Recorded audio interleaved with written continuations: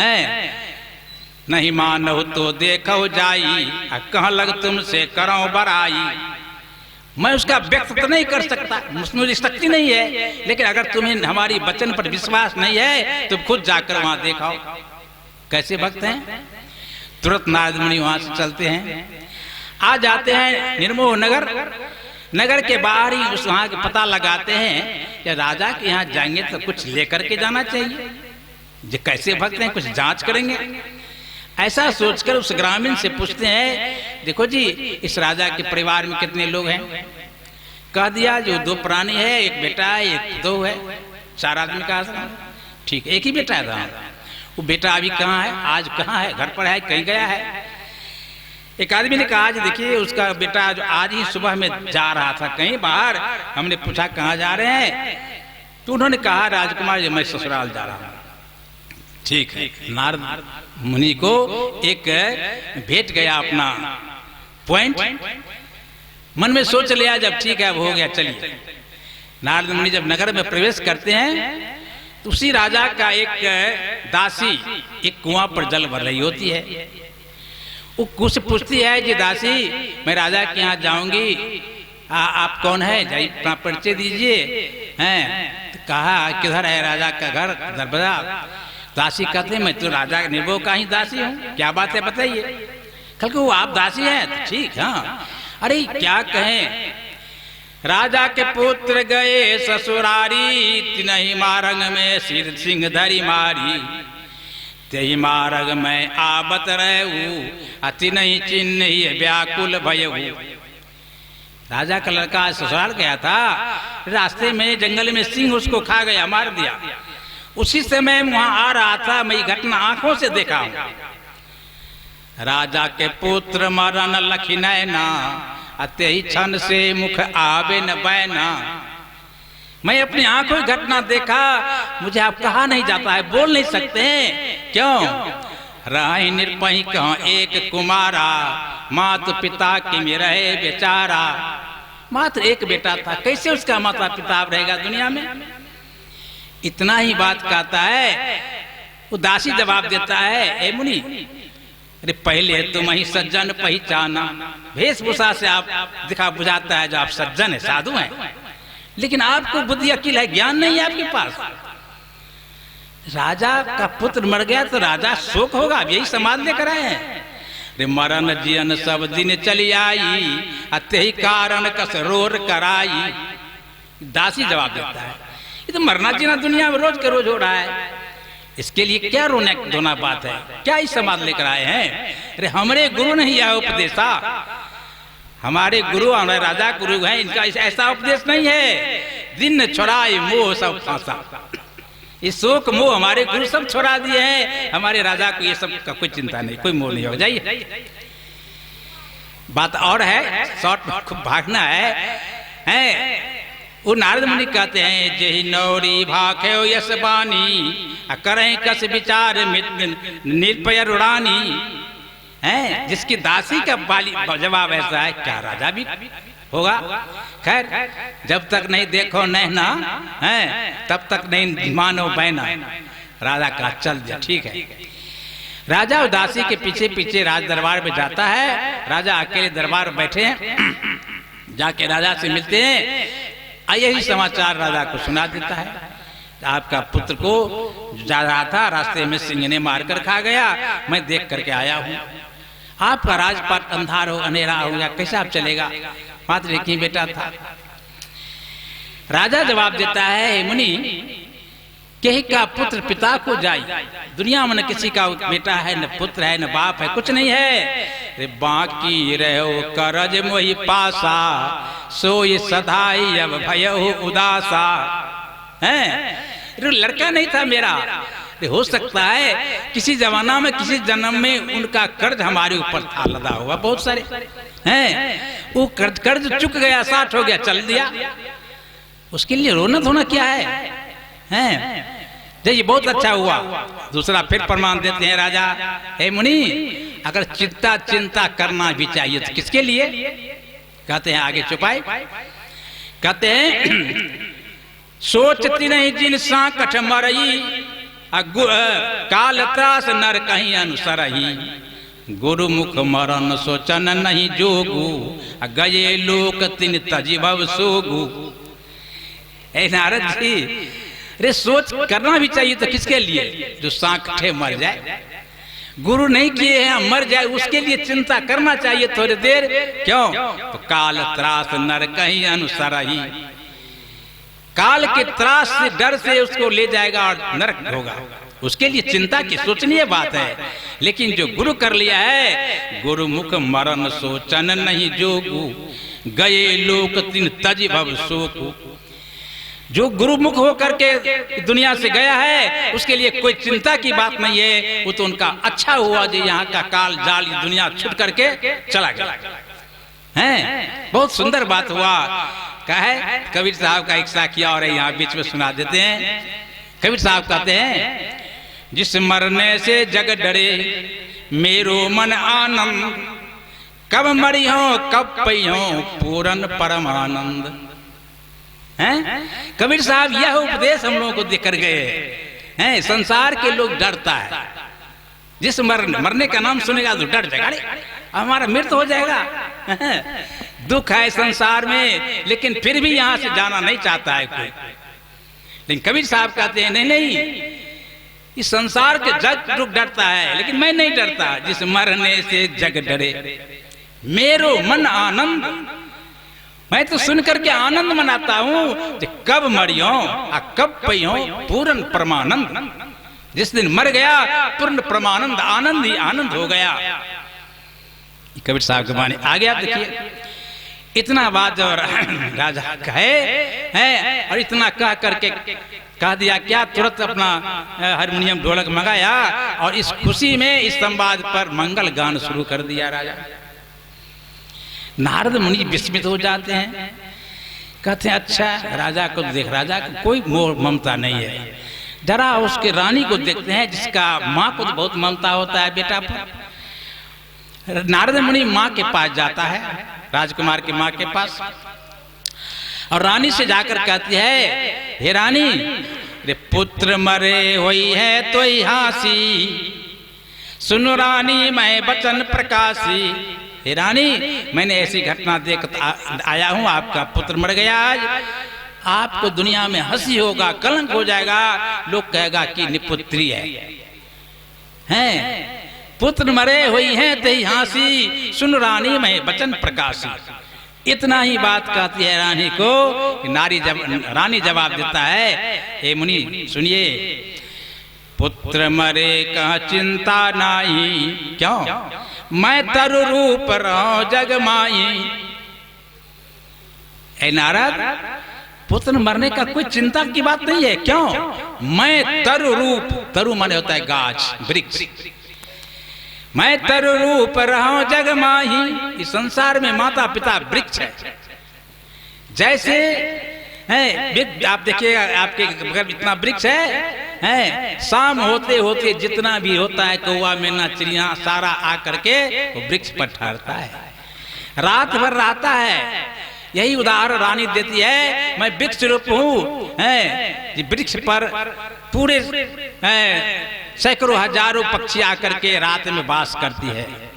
कलरव बहुत भांति विधि करई, नाना प्रकार के बोल भाषा अपना कलरव करती है, आनंद करती है। होत प्रात निज मार्ग धरई, वृक्ष तासु चिंता नहीं करई, तस वही चिंता करन न जोगु, मुनि बड़ व्यर्थ सिरजहु जनि रोगु। रानी कहते हैं, हे नारद, जैसे उस वृक्ष को चिंता नहीं हुआ, ये पक्षी हम रात भर हमारे ऊपर था, बड़ा शोभा था, सुबह होते चला गया, उसी तरह हे मुनि, अस मुनि चिंता करन जोगी, मुझे चिंता करने की जोगी यह बात नहीं है। हे मुनि, व्यर्थ सिरजहु जनि रोग, काय हमको व्यर्थ रोग देने आया है? मैं वृक्ष के रूप में हूँ, इसलिए माता पिता वृक्ष है। आई पुत्र जो है, पुत्री जो है, बच्चे जो है, ये पक्षी है, कहीं कहां से आकर के आ गया, नाना प्रकार के जोन से आ गया है, कोई एक जगह से आया है? 5 बेटा है, 10 बच्चा है, 10 जोन से आया है। हैं। इसी तरह नाना प्रकार के पक्षी नाना जुन से आकर के वृक्ष पर ठहरता है। हो तो प्रात निज मार्ग धरही, वृक्ष तास चिंता नहीं करही। तस मोहि चिंता करन न जोगू, अब मुनि बड़ व्यर्थ सिरजहो जनि रोगू। हे मुनि, व्यर्थ का रोग मत दीजिए। इतना ही कर उदाहरण और दिया है रानी, छोड़िए। अब आइए, नारद कहता है कि अच्छा, माता पिता का कोई शोक नहीं इनको। चलिए, जिसका पति मर गया है उनको देखते हैं वो कैसा है। वो चला गया उसके पुत्र बधू लग, रानी के पुत्र लग। उसको जाकर कहते हैं नारद, ये तुम्हारा पति तो आज मर गया है, पति मर गया, तुम्हारा संसार में हंसी होगा, कलंक हो गया, तुम्हारी अहिबाती नाश हुई है, और साथ साथ पुत्र विहीन बिनसो सब आशा। पुत्र का तो कोई आशय नहीं है। अब तुम्हारा जिंदगी अब कैसे बीतेगा। मातु पिता भ्राता जगन्नाथा, बिन पति सुख न लाए विख्याता। कितना हो माता पिता भाई बंधु सब कुछ हो, धन संपत्ति सब कुछ हो, लेकिन एक पति के बिना नारी का सुख नहीं है। इसलिए वही हाल तुम्हारा हो गया है। और सारे शोक दिए। उसका जवाब देता है बहू, क्या धिक धिक मुनि तुए ज्ञान विहीना, पहले तुम्हें सज्जन पहचाना, तुम्हारे ज्ञान नहीं बहुत बराई, अच बहु छाछ बिहाई मलाई।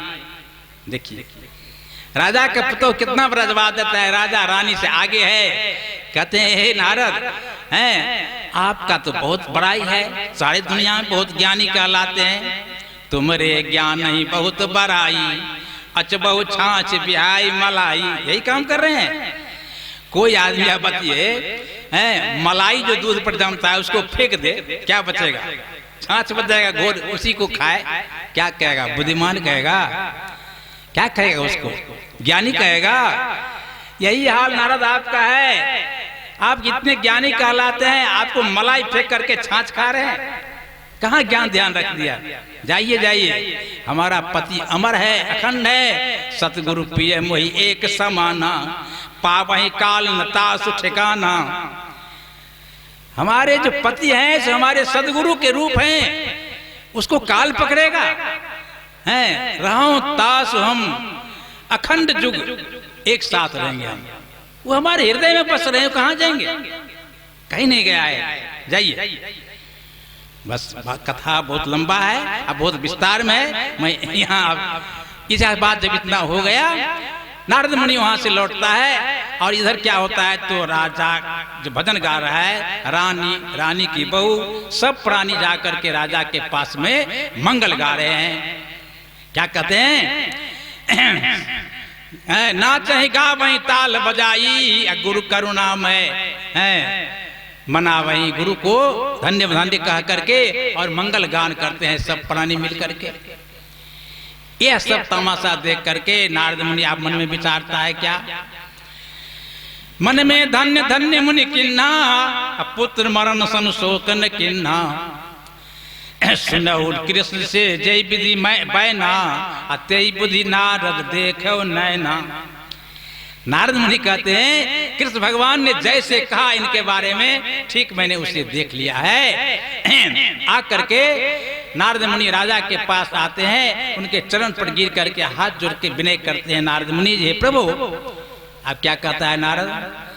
पुत्र मरण मिथ्या मैं कहूँ, सोई पातक मोहि कहाँ लगे रहूँ। हैं हे प्रभु, आपका पुत्र मरण मैं झूठा कह गया है, यह मुझे बहुत पाप हो गया, इसलिए पाप को क्षमा किया जाए। नारद को राजा ने सम्मान किया, कहा कोई बात नहीं, आप कोई पाप नहीं किया, ठीक किए जो कि ठीक किए हैं। नारद को बहुत सम्मान दे करके भोजन करा करके विदाई करके नारद विदा करते हैं। वहां से नारद चलता है, 2 मिनट और सुन लीजिए। नारद वहां से चलता है। नारद किन्नो गबन तब पहुंचे मार्ग दूर। जब रास्ते में आते हैं नगर से बाहर, तब तक वो राजकुमार वापस आ रहा है, मिल जाता है रास्ता में। अब इनसे भी 2 बात सुन लीजिए। यहाँ क्या होता है, जब आमने सामने हो जाता है राजकुमार मुनि, राजकुमार वहां नारद मुनि को संत जानकर दंडवत करके कहते हैं मुनि कित से आवत हो मुनिराई, सो वृत्तांत मैं कहो बुझाई। कहां से आ रहे हैं आप? नारद कहते हैं मौका अच्छा है, इसको भी क्यों नहीं देख लें। नारद कहता है तो क्या कहें, तुम्हारे गृह से मैं चली आवा, कौन सुनाए सकल समाचारा। तोड़ मरण मैं भाग्यों जाई, काहू के दिल दर्द नहीं आई। रे मात पिता तो परम कसाई, और कसाई न तब तिये भाई। अरे आपका तुम्हारे ही घर से मैं आ रहा हूं, और तुम्हारा घर का समाचार बुझेगा तुम? समाचार सुन लो कैसा है। तोड़ मरण मैं भाग्यों जाई, मैंने जाकर के तुम्हारा मरणों का समाचार दे दिया तुम्हारे घर में। लेकिन कहिए तुम्हारा माता पिता स्त्री सब कसाई है, किसी के पास तुम्हारे लिए कोई दया नाम का चीज नहीं है। माँ तो पिता तो ही परम कसाई, और कसाई न तब तिये। तुम्हारा त्रिया जो है और परम कसाई है। तोड़ मरण में भाग्यों जाई, काहू के दिल दर्द नहीं आई। किसी के पास में थोड़ा सा तुम्हारे प्रति दर्द नहीं है, दया नहीं है। रे मात पिता है सोई अधिकारी, जय का दया पुत्र पर भारी। माता पिता उसको कहता है जिसके पुत्र पर दया हो, लेकिन उसके पास दया नाम का कोई चीज नहीं है। इतना कहा राजकुमार कहता है बस मुनि बंद कीजिए, ऐसा बात आगे मत बोलिए। मुनि से क्या कहता है राजकुमार, हे मुनि कस बोलो अज्ञानी की नाई, को का पुत्र पिता को जाई। हे मुनि बस कीजिए, आप अज्ञान जैसे बात कर रहे हैं कि दुनिया में कोई किसका पुत्र है, कोई किसका पिता है, कोई नहीं किसी का है। बोले हो कस अज्ञान की नाई, को कई पुत्र पिता को जाई। दुनिया में कोई किसी का नहीं है, ये संसार में लपेटा है, लिपटा हुआ है। और राजकुमार उसको उदाहरण दे करके नारद मुनि को समझाया है क्या, जैसे एक नदी में एक नाव है, चारों तरफ से मुसाफिर आया, एक साथ 10, 20, 50 आदमी नाव पर चढ़ गया, बातचीत किया, नाव उस किनारे में लगा, कोई काहू से पूछे न बाता, उतर कुल निजरा सिधाता। जहां नाव लगा किसी से नहीं पूछने लगता है भाई आप किधर जाएगा, अपना अपना रास्ता पकड़ा।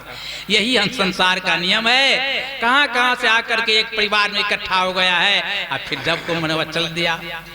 दूसरा प्रमाण एक और देता है राजकुमार, 10 गिरी से आयो 10 नारी, भरही नीर एक कूप मझारी। पहले जमाना था कुआं का, चापाकल नहीं था, तो गांव के एक टोला के 10-5 औरत साथ जाती थी कुआं पर। जब तक पानी भरती थी तो बातचीत करती थी, सबका गला भर जाता तब एक साथ उठाकर चलती थी। 10 गिरी से आयो 10 नारी, भरई नीर एक कूप मझारी। जल भर के जब सिद्धि सिधाई, जब चलती है तो मार्ग में एक साथ बातचीत करती हुई गपशप, और जब गांव में प्रवेश करती है तो निज निज गृह में जाए समाई। एक एक नाम जाएगा, सब अपना अपना घर जाएगा, तब किसी से कोई साथ नहीं करता है। वही हाल है दुनिया का। आज कहीं कहीं से आकर इकट्ठा कुआं पर जल भरने का संसार रूपी कुआं है। जल भरना यहाँ भक्ति करने के लिए आए हैं, सौदा करने के लिए आए हैं, लेकिन जिसका जो सौदा हुआ चलने के बेर में कोई साथी किसी का नहीं है। इसी शब्दों के साथ मैं अपनी वाणी को विराम दे रहा हूँ।